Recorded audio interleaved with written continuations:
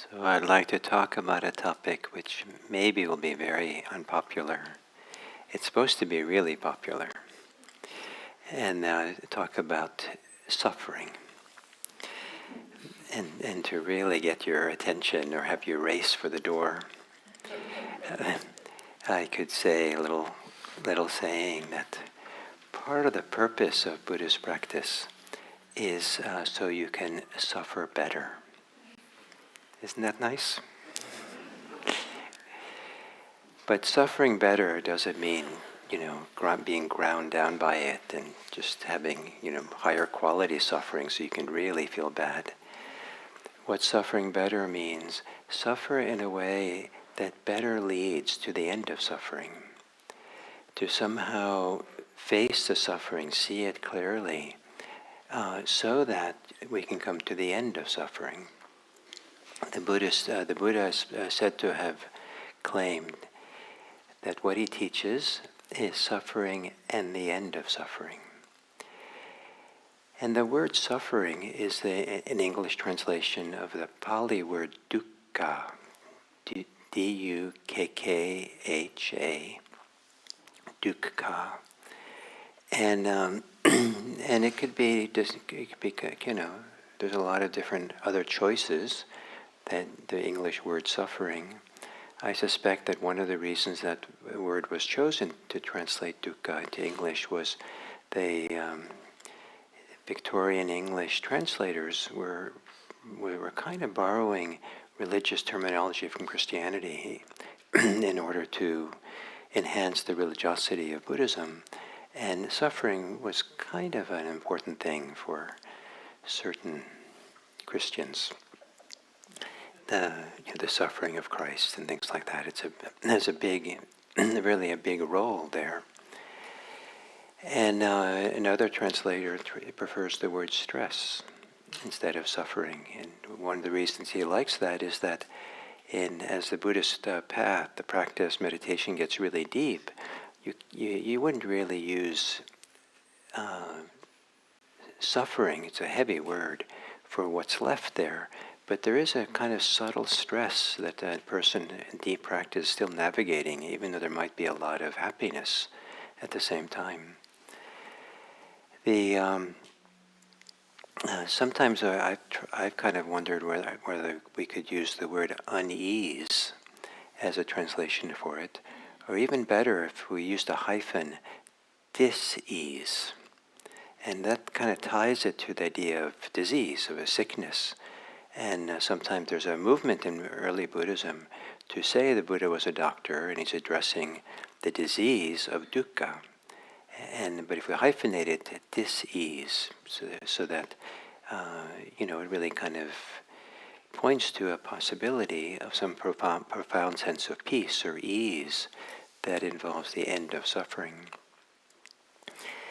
And so what I'd like to do today in talking about suffering is to do to orient ourselves around it in the very classic way in Buddhism, which is Buddhism presents practice as a journey. It's a gradual path of unfolding. There's an arc that we're on, and that we're moving through. And I'd like to talk about 5 different levels of going deeper and deeper into this world of suffering.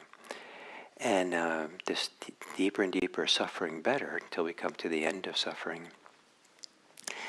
And these 5 different, what I'm calling levels, are also fairly common ways that dukkha, suffering, is talked about. But often they're just not considered how it fits into a kind of a progressive path of deepening.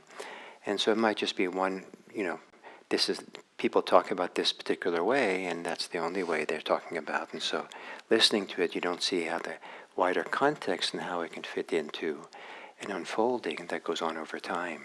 Don't understand the context for each one. So the first level is maybe we can call dukkha, suffering that just suffers. And this is where suffering, we're so in our distress, our fears, our anxieties, our angers, that it's almost like all of us is that. It isn't that we have some anger, we are angry. And the anger is so full that there's nothing else. And it might be so strong that we don't really even know that we're suffering in some powerful way, that we're a terrible combination of grief and distress and discouragement and self-loathing and guilt and hatred, all wrapped up in one big, wonderful package. Maybe it has a nice ribbon around it. But it's just like a big, it's a big mass. And it just, everything, some people, it's all they know. And they don't even know why they're feeling so bad. They just feel awful. And this is how it is. And I am this way. And it feels inevitable. It feels like it has a lot of authority. This is how it is. But it can be also very confusing because there's not a lot of self-awareness about it, except kind of where it's who we are. We sometimes identify with it strongly, and there's no hope. And so that's how it can be. That's the first level, the kind of a level before encountering something like Buddhism. But then in Buddhism, we talk about suffering, and the idea is to talk about it directly and name it. And I've known people who've come to Buddhism, when the first encounter with it was a talk that someone gave on suffering, on the Four Noble Truths, which emphasize suffering. And they're so relieved because they grew up in a setting, maybe with a family, where suffering was denied or ignored or pushed under the carpet. It's not something anybody wanted to talk about. They had some kind of overarching worldview, religious view, that somehow made everything rosy, made everything kind of wonderful, and you're supposed to appreciate the wonderful, how pastorally wonderful this world is, and smile, and somehow I've talked to people to me. I just felt that their life was a lie, but no one was talking about it. And then when they come to Buddhism and suffering is talked about so directly, they feel a big relief. Finally, we can talk about this. And so then we encounter the second level, where we begin to recognize suffering as suffering. And this is considered to be a very significant shift, because it's kind of like we step away from it well enough to recognize, this is what's happening. And that clear recognition, where we're no longer submerged in it or drowning in it, but kind of our head goes out of the water, and now we kind of I'm in water. And I was over my head in water, but now my head pops up and I can see it. This is suffering. And all kinds of things can begin happening with that clear recognition. One is we have enough distance from it, or enough overview of it, that we can try to address it. We can consider maybe there's another way. Maybe I don't have to give it so much authority in my life. Maybe I can question it. Maybe it's not the full story. Maybe there's more. The clearer that recognition is, that we're stepping away from it, the clearer you get a sense, something in me is not suffering. The ability to name it is not suffering. That belongs to some different dimension. This is something different.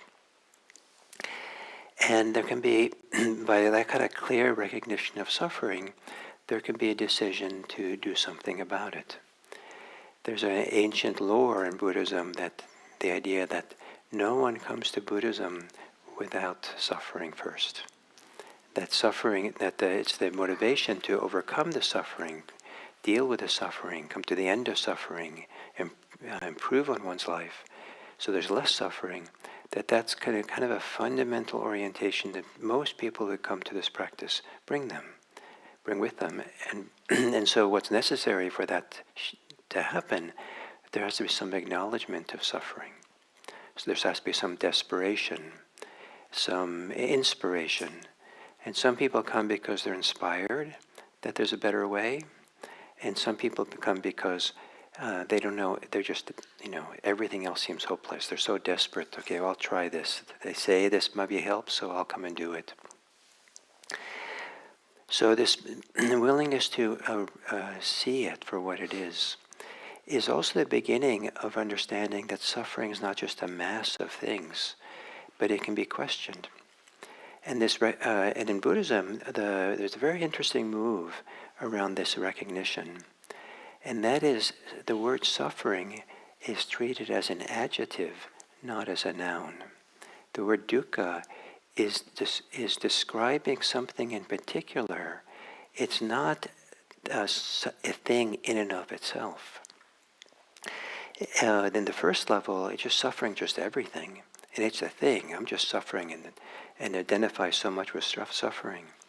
With the second level, the clear recognition of it, the movement that Buddhism suggests is to be very specific, saying, this is suffering. This is suffering. So begin recognizing the specificity of it, not the generality of it. Easier said than done, because sometimes it's the sum total of all the challenges of our life that are packaged together. It's hard to see it that way. It just seems like we're just carrying it with us. There's like a cloud of suffering, and we don't quite even know what it's about. But there's this kind of movement that mindfulness brings to begin to slowly begin to see in the present moment what is the particular suffering is here. And it becomes, for example, a mind, an angry mind. Not that I am angry, but the mind is angry. Or there is, driving fear. Someone is really afraid, they had an accident, now they're afraid of driving. And so there's kind of a suffering around driving because of that intense fear around it. But it's a very particular, this is dukkha related to driving. This is particular thing, here. And when we see it as an adjective rather than a noun, then it's easier to work with. Because then we can start looking at it and seeing that maybe it isn't so absolute, so full, that whatever it's characterizing, it can be freed from that way. It can be changed. It can be characterized by something else. So, so this movement is to be able to recognize, oh, this is suffering. This is what it is. It opens a door for some new possibility.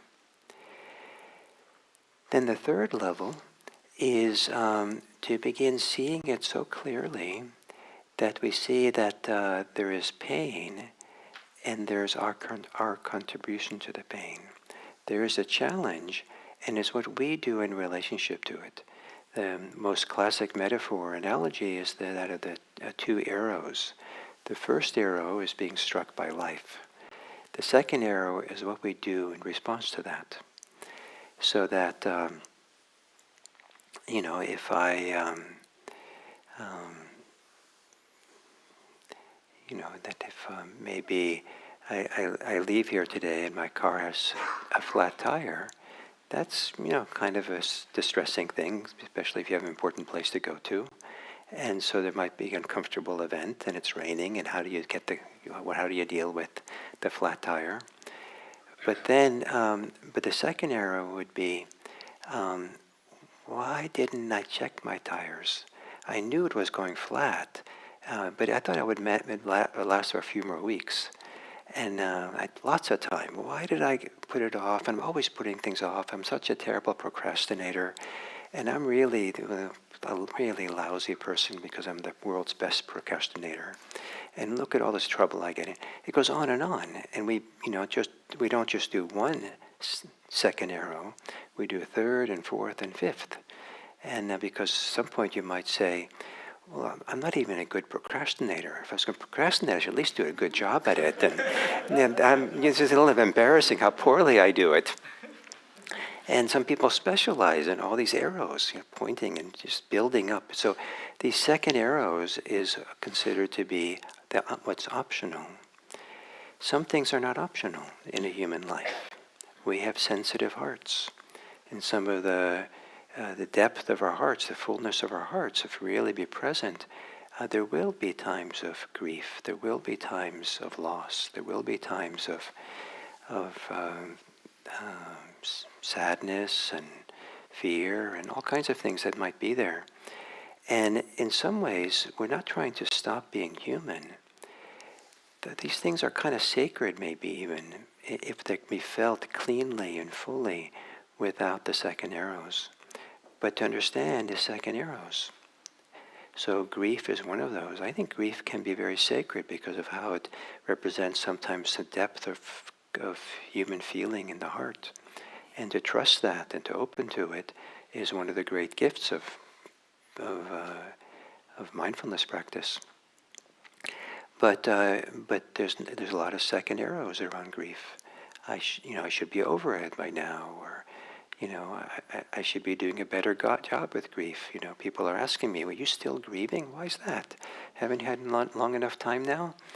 And or you should probably go see a therapist. You're not doing it very well. There's all kinds of ways in which we add suffering on top of suffering with basic human emotional responses.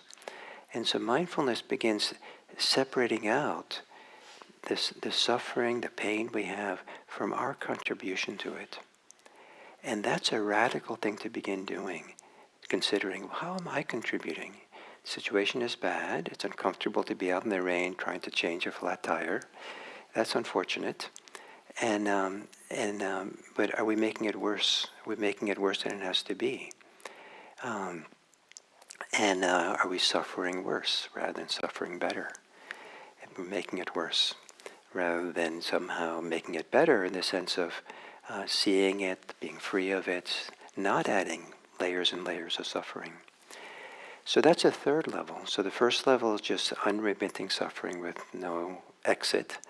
The second is to begin to exit it by seeing it clearly for what it is. The third is to begin seeing our contribution to it, how we add to it. And so this is moving through the levels. And I can talk about it quickly here, but this might take years, a long time, to kind of find our way through these levels, or we find it repeatedly. We go through these cycles of going through these levels in different ways for different issues and conditions in our life. But there's a process, and it's a gradual process that. And so this thing about understanding, recognizing suffering, and seeing our contribution. It might be, if we're practicing to do that, is we start with the small sufferings of life, the small places of dis-ease, places where it's kind of manageable. I don't know what you think about a flat tire. Maybe that's relatively small, and you look at the flat tire and you say, wow, this teacher just told me about flat tires and practicing with flat tires. I just got this Dharma talk about it. Well, this is not like the worst that could happen. Maybe I can try to practice with this. Let me try to look and see, how am I contributing to my suffering and making it worse? And maybe there's even smaller things. I don't know what it would be. I mean, I don't want to make it too petty, so it seems to disrespect the kind of difficulty of our suffering. But there might be small things. It might be that, that you're maybe cooking something at home and you ran out of sugar. And it's raining. And your car has a flat tire. But the big issue is like the sugar. You got to have the sugar. And so, okay, I'll look at this. What is really going on here? Let me stop. Let me sit down. Let me kind of really recognize the sugar suffering. Let me look and see what's going on here. And what am I doing to contribute to it? How am I making it worse? So looking at suffering, looking at small steps, because then we start becoming familiar with our strategy, familiar with how to do this, so that when it comes to really big suffering that we get, and there's some horrendous things that can happen to us. And some of you probably have had that happen in your life, and maybe even sitting here with that. Sometimes people come to IMC in order to be able to sit with their distress, their difficulty in community, and feel somehow more supported to be present for it, to breathe with it, because it's so hard to do it alone. So slowly, we do the small things so we're prepared and ready when this becomes really big and it becomes much more challenging. So then we come to the fourth level of meeting our suffering better. And that is, we start experiencing it as a present moment, direct experience. We start really being and learning how to be present for it in and of itself. We've seen how we contribute to it. Maybe that's beginning to lessen. But we start seeing that there's a kind of way in which there is dis-ease, which involves an immediacy in this present moment of contracting, of tightening up, constricting, of somehow burning, somehow getting really hot, somehow freezing, somehow shutting all the systems down, somehow feeling overwhelmed in a way that everything in our shoulders and chest kind of contracts and tightens around our heart. There's something physical that's going on, sometimes in the body, sometimes in the mind, that there's a physicality. There's a direct sensations here and now of what this experience of suffering is like. So now we're not necessarily looking at what the suffering is, why it's there, where it comes from. We're not necessarily looking at our contribution anymore, but we're looking at the immediate felt sense experience, what it really feels like right here and now. What is the particular sensations here and now that make up this experience? It's a kind of a paradigm shift where we're no longer looking at the psychology of it, no longer looking at the biography of our suffering, the conditions why it's there, but now we're getting so simple with the mindfulness practice that we're just willing just to experience it as present moment phenomena, almost as if we don't want to even think about calling it suffering anymore. But it's the physicality, the sense experience of what this is like. It's getting really close. And that has a number of advantages. One is that an important part of this thing called dukkha is not so much what we're contributing to it anymore, but dukkha in and of itself is, in Buddhism they say, is craving, is clinging, and or grasping. And grasping and clinging in particular points to kind of a physical metaphor for what we do internally, emotionally, psychologically, physically even, with the holding on to something, attached to something. What is it? And we're not looking at what we're attached to in order to let go. It's more like we're beginning to feel the attachment itself. And the advantage of this is that it's very simple, and it's kind of beginning to trust that our inner life, our body, the practice, can take care of things itself without us having to engineer, navigate, make the practice work. So the analogy I like to use is if you hold your hand in a fist for a long time and really hold it tight, that you'll notice sooner or later that that what the hand kind of wants to do is to relax. It wants to soften. And then because you want to make sure that everyone knows that you're angry, you have to kind of tighten up again. But then if you get distracted, you loosen up. But oh wait, I forgot, I'm supposed to be angry. You have to keep doing it. But the natural movement of the fist is to relax. Sometimes it's very hard to do this if we're like really afraid or something, and really attached to it or really caught in it, and for all kinds of who knows what kind of reasons. And then we have a friend who comes along and puts their soft hand underneath our fist and say, "Here, rest your fist here." And just that, it makes it like, wow. Then it releases by itself, much faster, because we have that support. In mindfulness practice, we're meant to be our own friend that way, where mindfulness is the equivalent of the hand coming underneath our suffering and just holding it, being with it. And for that to happen, it really helps if we understand the physical place that's the home for our particular distress, our dis-ease. And sometimes it's all over the body, and then you hold the whole body that way. But sometimes it's very specific. It might be in the chest area, the heart area. It might be in the belly. It might be in the hands, in the shoulders, in the head, behind the forehead. Many places where the center of gravity of the particular dis-ease might be. And to begin bringing attention to just being there in the moment as a present moment phenomena, where there's no need to think about the past, the future, what's going to happen to us, where it came from. It's so simple, just here. That's the fourth level, and that's one of the deeper possibilities of mindfulness practice.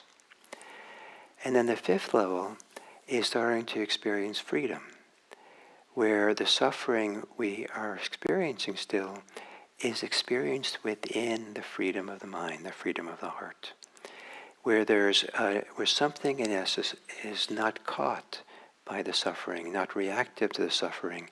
It's almost like there's more space, a space of freedom, where the suffering can be there. But now, if we identify with anything, is with the open hand that holds the suffering. The hand that's been released, that has that ability. If you have two fists, they don't really support each other very well. But if one hand opens, they can support the place where that's tight. So at some point, we start discovering some capacity for mindfulness, for awareness, that can be open in a spacious, open, relaxed way. They're just, oh, look here. Here is something to love. Here is something to be kind to and support in this open way. There's a sense of freedom. And the important aspect of this fifth level, is that now it's easier to not try to do anything about the suffering. It's no longer negotiating, fixing, figuring it out. It's no longer finding how to be mindful of it clearly, step away and see it. It's no longer seeing our contribution. There's very little of that clinging left around it, but there might be still some, but the clinging is not a problem. There's no problems because there's so much freedom, so much spaciousness, so much peace that can hold it. And this is another paradigm shift in practice. The idea that, wow, I can suffer and it's not a problem. Who would have thought? It's just a little bit of disease, and I can manage with that. I'm comfortable with that. I can be free while it's there. And so we're no longer trying to make anything happen in relationship to the suffering, relationship to the stress. We're just allowing it to be there, but held in this space of freedom. And why that's so important in Buddhism is that if we go through all these 5 levels and come to a place where we're not trying to make anything happen, that creates the conditions for that freedom to open fully. It's kind of like there's been a wonderful lotus that's been holding some jewel inside, and it's beginning to open, but it's still protecting that jewel and keeping it from shining on the world. But finally, that by itself, the lotus opens up fully. There's something about the full expression of freedom, the full expression of liberation from suffering, the end of suffering, is not something we can do. But we create the conditions for it by going through these 5 levels and coming to the time and place where we can be with our suffering in this very free, relaxed, open way. We're not defined by it. We're not troubled by it. We're not trying to understand it anymore. We're just allowing it to be there in a very, very simple way. And then something can let go. Something can be released.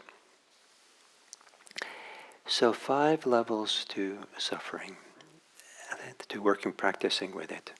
And sometimes Buddhist teachers will talk about these without calling them levels. So I just made that up. So don't go looking for it anywhere. But they'll be talking about individual ones of these areas, and it's one of the options. And I think it's helpful to understand that it's one of the options in a wider context of unfolding path, unfolding development of practice. So you say, oh, they're talking about one option now. This is one of the great options. But I'm at the next option. I'm ready for something else, or I'm just still at the first level. This thing about feeling it in my body, I mean, that's ridiculous. How could anybody do that? It's just like the world is just saturated. My world is fully saturated. It's nowhere that's not my suffering. And so 5 levels of suffering. And and the final thing I'll say is that there is a teaching from the Buddha that to really engage deeply, turning towards suffering, to really take it seriously, is a condition for the arising of inspiration, of a faith, of a confidence, of a big yes. Yes, there is a practice. Yes, there's a possibility of coming to the end of suffering. Isn't this good news? So rather than all this, what I'm talking about, just being more depressing news, that spend the whole Sunday, you can do better things on Sunday morning than, come in here and talk about suffering. I mean, so I apologize. Those of you who had better things to do. But it is also meant to be a foundation for an inspiring, for an inspiration. Yes, isn't this good news? We can do something. There is hope. There is possibility.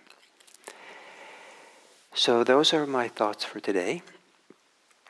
And so maybe now you can appreciate why I would say that we're trying to suffer better. Because most people, what they do is they just suffer worse. And there is a better way to do it than suffering worse. So it is the tea today. Everyone's welcome to stay, and and it's very nice, I think, on these days to say hello to each other, to introduce yourselves. Some of you don't want to do that. It's not. You have all kinds of good reasons why you don't want to do that. You're welcome to just sit quietly. It's kind of nice to sit quietly meditating while everybody's chattering around you. So that's one option. The other option is you can leave. But it's also nice if you could just, say hello. And the idea is to turn to 1 or 2 people next to you and just look around, make sure no one was left alone because everyone turned the other direction accidentally. Just look around and invite everyone to be part of this little group and say hello. And if you want to say something that was useful for you, beneficial for you in this talk, maybe share that so that it can live onward. And then I'll ring a bell in about 6 minutes or so, and to kind of get ready for the tea time and the formal ending. So if you turn to someone and say hello, or sit quietly as you wish.